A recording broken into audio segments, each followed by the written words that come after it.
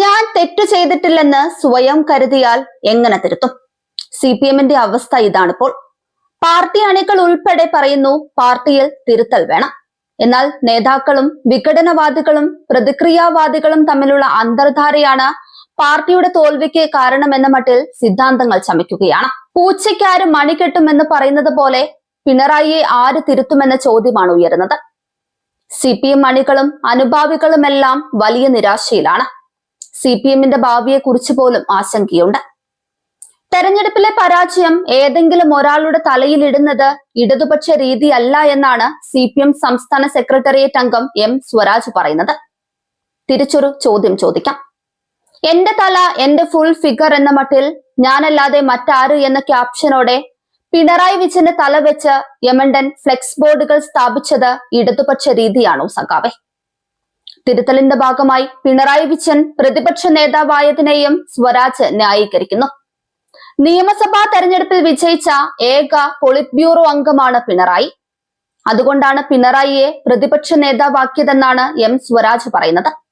ജില്ലാ തലത്തിലുള്ള തെരഞ്ഞെടുപ്പ് വിലയിരുത്തലുകൾ നടക്കുന്നു. ഇനി ഏരിയ കമ്മിറ്റികളിൽ വിലയിരുത്തൽ ഉണ്ടാവും. വിമർശനങ്ങൾ കേൾക്കാനാണ് വിലയിരുത്തൽ യോഗങ്ങൾ നടത്തുന്നത്. അതിനെ അരുതാത്തതെന്തോ സംഭവിച്ചതെന്ന മട്ടിൽ അവതരിപ്പിക്കേണ്ടതില്ലെന്നും പാർട്ടിക്കാരല്ലാത്തവരുടെ വിമർശനങ്ങളും കേൾക്കുമെന്നും സ്വരാജ് പറഞ്ഞു.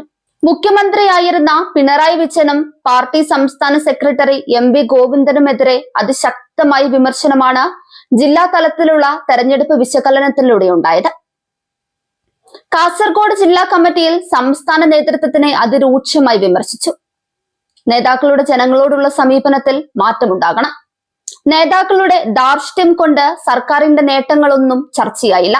പിണറായി വിജയന്റെ വീട്ടിൽ പോയി ചോദിച്ചാൽ മതി ഉൾപ്പെടെയുള്ള പരാമർശങ്ങൾ ജനങ്ങൾക്കിടയിൽ അവമതിപ്പുണ്ടാക്കി. സർക്കാരും പാർട്ടിയും പ്രവർത്തിച്ചത് രണ്ട് ധ്രുവങ്ങളിലാണ്. PK ശ്രീമതി വായിൽ തോന്നുന്നതാണ് വിളിച്ചു പറയുന്നത്. പാർട്ടി സംസ്ഥാന സെക്രട്ടറിക്ക് അണികൾ ക്ലാസ് എടുക്കേണ്ട അവസ്ഥയാണുള്ളത്. ഇത്തരത്തിൽ പാർട്ടി നേതൃത്വത്തെ CPM കാസർഗോഡ് ജില്ലാ കമ്മിറ്റി പ്രതിക്കൂട്ടിൽ നിർത്തി. തെരഞ്ഞെടുപ്പ് തോൽവിക്ക് പിന്നാലെ വിവിധ ജില്ലാ കമ്മിറ്റികളിൽ CPM-ൽ നേതൃത്വത്തിനെതിരെ രൂക്ഷ വിമർശനമാണ് ഉയരുന്നത്.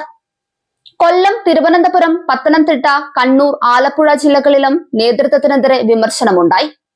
CPM ഇടുക്കി ജില്ലാ കമ്മിറ്റിയിലും സംസ്ഥാന നേതൃത്വത്തിന് രൂക്ഷ വിമർശനമുണ്ടായി. CPM തിരുവനന്തപുരം ജില്ലാ കമ്മിറ്റിയിൽ കണ്ണൂർ ജില്ലാ കമ്മിറ്റിക്കെതിരെ രൂക്ഷമായ വിമർശനമാണ് ഉയർന്നത്. കണ്ണൂർ ജില്ലാ കമ്മിറ്റി പിരിച്ചുവിടണമെന്നാണ് ആവശ്യപ്പെട്ടത്. തെരഞ്ഞെടുപ്പിൽ തകർന്നടിയാൻ കാരണം കണ്ണൂർ പാർട്ടിയിലെ പ്രശ്നങ്ങളാണ്. MV ഗോവിന്ദനെ സെക്രട്ടറി സ്ഥാനത്ത് നിന്ന് മാറ്റണമെന്നും ആവശ്യമുയർന്നു. യോഗത്തിൽ പിണറായി ശൈലിക്കെതിരെയും അതിരൂക്ഷ വിമർശനമാണ് ഉണ്ടായത്. പിണറായി പ്രതിപക്ഷ നേതാവാകുന്നതിനെതിരെയും എതിർപ്പ് ഉയർന്നിട്ടുണ്ട്. ജില്ലാ യോഗങ്ങൾക്ക് ശേഷം ഏരിയ തലത്തിലേക്ക് എത്തുമ്പോൾ പ്രതിഷേധം ശക്തമാക്കാനാണ് സാധ്യത. പിണറായിയെ ഒറ്റതിരിഞ്ഞ് കുറ്റപ്പെടുത്താനാവില്ലെന്ന് സ്വരാജിനെ പോലെയുള്ള നേതാക്കൾ പറയുമ്പോഴും പാർട്ടിയിലെ പൊതുവികാരം അതല്ല. പിണറായി, MV ഗോവിന്ദൻ എന്നിവരെയാണ് പ്രധാനമായും പാർട്ടി പ്രവർത്തകർ പ്രതിക്കൂട്ടിൽ നിർത്തുന്നത്. പാർട്ടിയിൽ പിണറായി ഒറ്റപ്പെടുമ്പോഴും പ്രതിപക്ഷ സ്ഥാനമൊഴിയാൻ പിണറായി തയ്യാറാവില്ല. സ്വരാജിനെ പോലെയുള്ള നേതാക്കൾ പിണറായിയെ സംരക്ഷിക്കുന്ന വിശദീകരണങ്ങൾ ചമയ്ക്കും. പാർട്ടി അണികൾ അതോടെ അതൃപ്തരാവും. അതിനൊപ്പം അവർ പാർട്ടിയിൽ നിന്ന് അകലുകയും ചെയ്യും. MN വിജയൻ പറഞ്ഞത് കൂടുതൽ ശരിയാക്കുകയാണ്. പാർട്ടിയിൽ നേതാക്കളെ ഉണ്ടാകും, അണികൾ അകന്നു പോകും.